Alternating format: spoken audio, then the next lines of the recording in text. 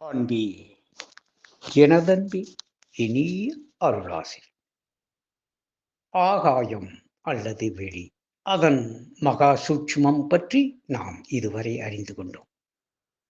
இந்த மகா சூட்சுமத்திலும் மகா நுட்பமாய் நிறைந்துள்ளது எது?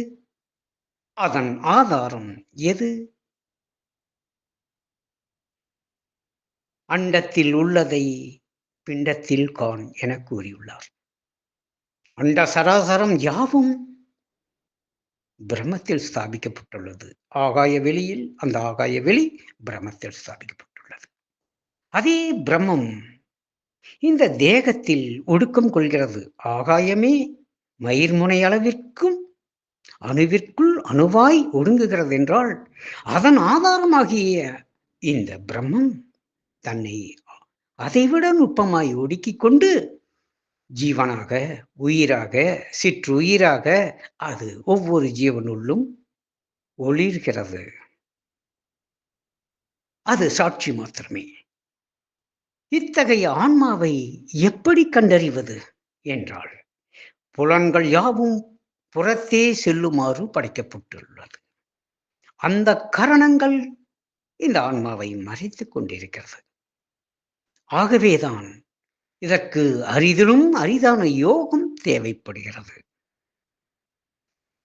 இந்த பிரம்மத்தை இந்த தேகத்தில் இருந்தவாறே அறிந்து கொள்ளுதல் தான் பிரம்ம ஞானம். இந்த ஆன்மாவின் இருப்பை அறிவது எப்படி? முதலில் இந்த ஆன்மாவை மறைத்துக் கொண்டிருக்கும் ஐம்புலன்களை ஒடுக்க வேண்டும். அந்த கரணங்களை தடுக்க வேண்டும். அதன் பிறகு பஞ்ச கோஷங்கள் எனும் நுட்பங்களை நீ விளக்க வேண்டும். அத்தகைய அரிய பயிற்சிதான் குண்டலினி யோகம். இந்த யோகத்தால் தன்னை அறிந்த ஞானத்தால் அறிவே ஆதல் வேண்டும். இதில் பிரதானமாக புலன்கள் ஒடுங்குவது பிரத்யாகாரம், மனம் அடங்குவது தாரணை, தன்னை அறிய முற்படுவது சமாதி. சமாதி என்றால் ஆதியோடு சமமான நிலை. இந்நிலைகளை எல்லாம் நான் உனக்கு கற்பித்து தருகிறேன் குண்டலினி யோகத்தால். நீ செய்ய வேண்டியது வேறு எதுவுமே இல்லை. முழுமையாய் உன்னை இந்த யோகத்தில் அர்ப்பணித்து விடு. குறிப்பிட்ட நேரத்தில் அமர்ந்து தியானம் செய்ய கற்றுக்கொள். குண்டலினியை மூலாதாரத்திலிருந்து சகசாரம் வரை கொண்டு வந்து நிலைநிறுத்தி சுழல விட்டு விட்டு ஆக்ஞாவில் கவனி. சகசிராரம் வரை குண்டலினி வருவதே குண்டலினி யோகம். அவ்வளவுதான். அதன் பிறகு உள் கவனிப்பு ஒன்றாலே நீ உன் தரிசனம் உயர் தரிசனமாய் மாறுவதை காணலாம். இந்த குண்டலினி, மீண்டும் சொல்கிறேன், ஆக்ஞா வருகையில் இடகளை பிங்களை மாறி சுழிமுனை சுவாசம் வருகிறது. இந்த சுழிமுனை சுவாசத்தில் நிலைக்கையில் மனம் கட்டுப்படுகிறது, மனம் அடங்குகிறது. ஆழ்ந்து கவனிக்க கவனிக்க மனம் கடந்த நிலை பெறுகிறது. அது நீண்ட பயிற்சியாலே சாத்தியமாகிறது. மனம் கடந்த நிலையில் உள்வெளி தரிசனம் ஏற்படுகிறது. முதலில் ஆகாய வெளி தோன்றும். அதிகாலையில் சூரிய உதயத்துக்கு முன்பு தோன்றுகிறதே அடிவான வெளுப்பு சாம்பல் நிற பழுப்பு, அந்த நிறம் தோன்றும் உனக்குள்.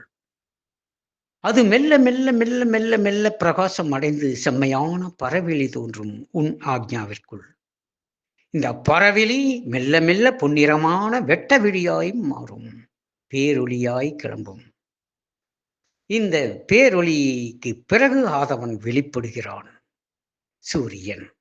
அதே போன்று உனக்குள் பெருகும் இந்த பொன்னிறமான வெட்ட வெளியில்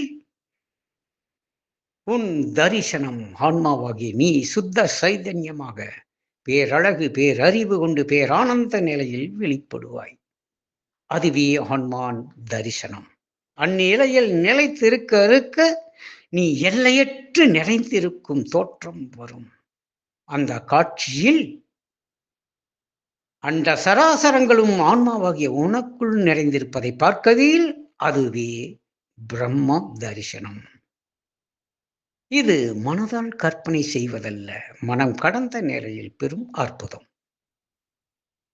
இதற்கு மேல் உன் அனுபவங்கள் பதில் சொல்லும். என் அன்பு நிறைய அருளாசி. நன்றி. செய்க நலமே பெறுக.